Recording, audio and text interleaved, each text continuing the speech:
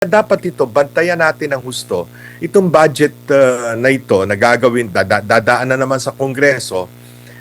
At habang ang Kongreso naman, lalo na ang Senado, ay nakatuon ng pansin, hati ang atensyon dito sa impeachment trial at sa kanilang pang-araw-araw na tungkulin bilang mga senador, baka mag-fast break na naman. Magkaroon na naman ng dadagdagan na naman yung unprogrammed allocations, gagawa na naman ng mga magic, no, itong ating mga mambabatas para madagdagan ang kanilang pork barrel na maliban do sa leadership funds na built-in na pala sa ating National Expenditure Program, sigurado magdadagdag pa yung mga yan ng kanilang insertions at kung ano-ano mga errata para lumaki ang pondo na makakakuha sila ng komisyon o kickback, no, para panggastos sa susunod na halalan, ano.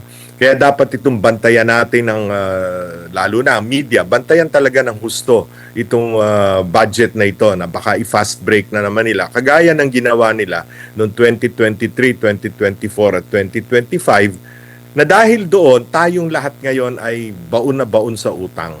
Opo. Nakikita nyo rin po ba sa 2028? Alam natin kung ang nai-imagine siguro ng ating mga kababayan pag ang Duterte ang nanalo sa 2028, yan yung kinatatakutan ng kasalukuyang administrasyon kasi isipin talaga nila mababalikan sila. Pag hindi naman si VP Sara Duterte ang manalo, safe na ba ang Marcos administration? Safe na ba si PBBM? Kasi nang nakita natin na medyo kaalyado niya ngayon, yan yung mga katunggali din niya dati na nagkaroon ng sila yung nagkaroon ng uniteam. Yung uniteam dati nawala na. Sinusuka. Opo. Yan yung mga sinusukat dati na ngayon kinakain na naman nilang muli, no? It's very funny, no? Kaya nga lagi kong sinasabi doon sa mga kaibigan kong dilawan, ano, na oy, tandaan nyo nga kailan ba namatay at sino ba nagpapatay kay Ninoy Aquino, no? Anong karapatan meron? Anong pumasok sa isip ninyo at nakikipagkuntsabahan ngayon kayo dito sa administrasyon ni BBM, no? Kaya nakikita yan ng taong bayan, malinaw sa kanila na para bang itong mga ito sa paghahangad lamang na makabalik sa kapangyarihan ay gagawin ng lahat, no? Kaya nga yung isinuka na kinakain na muli, no? Napaka sa ating mga Pilipino hindi lang katawa-tawa kundi napakasamang ugali ng ganyan, no? Mabanggit ko lang, Admar, ano? Recently halimbawa, may nilabas na survey. Hindi ko na babanggitin kung anong kumpanya ito. Pero ang pinalalabas, pagka daw may tambalang Lenny at Raffy Tulfo,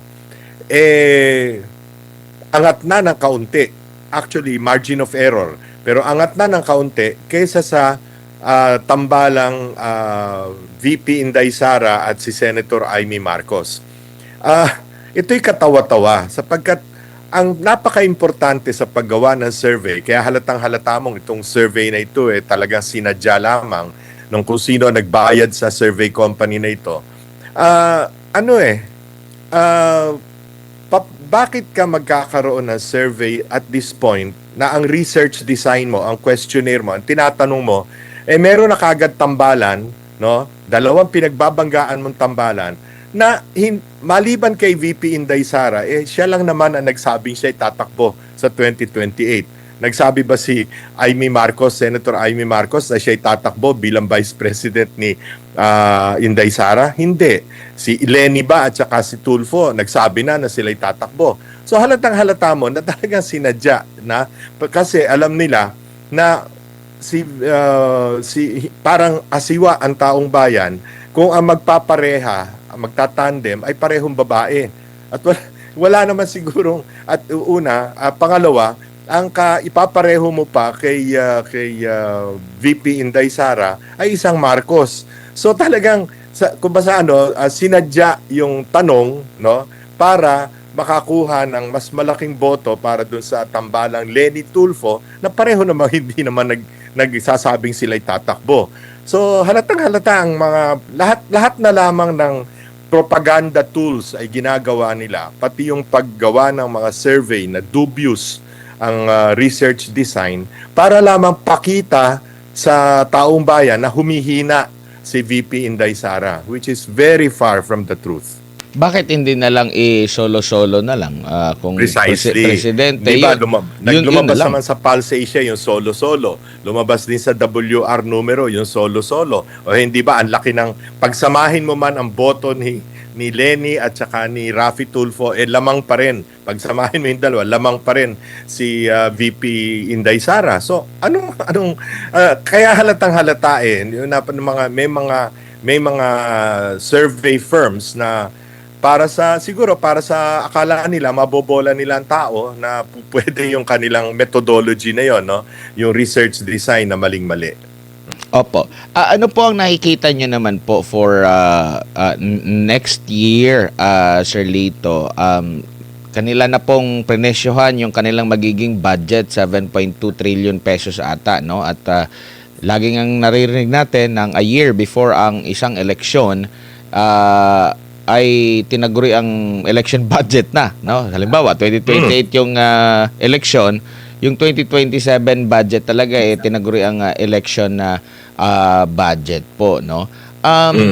Tingin niyo po ba mas lalo pang bibigat yung mga akusasyon at may kakayanin pa ba nila talaga na merong ibabangga sakali man dito kay VP Sara Duterte, or masyado ng huli ang panahon dahil sa dami ng parang ang tingin niya parang eksperimento, ang dami na nilang mga pinalutang na pangalan pero hindi pa rin lumutang na mas mataas sa pangalawang pangulo po, Sir Lito.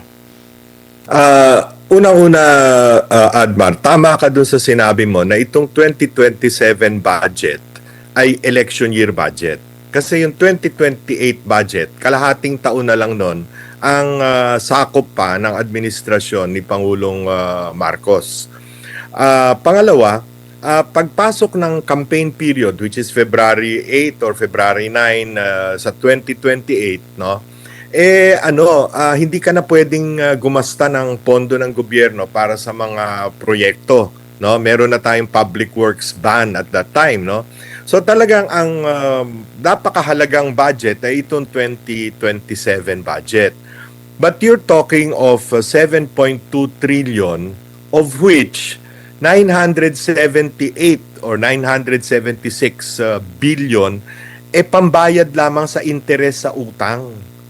At para matustusan ang sweldo ng mga empleyado ng gobyerno, matustusan ang yung mga ibang proyekto ng pamahalaan, at magbayad pa sa principal ng utang, halos wala namang matitira na rito . Kaya dapat ito, bantayan natin ng husto.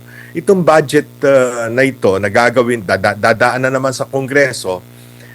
At habang ang Kongreso naman, lalo na ang Senado, ay nakatuon ng pansin, hati ang atensyon dito sa impeachment trial at sa kanilang pang-araw-araw na tungkulin bilang mga senador, baka mag-fast break na naman. Magkaroon na naman ng dadagdagan na naman yung unprogrammed allocations, gagawa na naman ng mga magic, no, itong ating mga mambabatas para madagdagan ang kanilang pork barrel na maliban do sa leadership funds na built-in na pala sa ating National Expenditure Program, sigurado magdadagdag pa yung mga yan ng kanilang insertions at kung ano-anong mga errata para lumaki ang pondo na makakakuha sila ng komisyon o kickback, para panggastos sa susunod na halalan, Kaya dapat itong bantayan natin ng lalo na ang media, bantayan talaga ng husto itong budget na ito na baka i-fast break na naman nila. Kagaya ng ginawa nila noong 2023,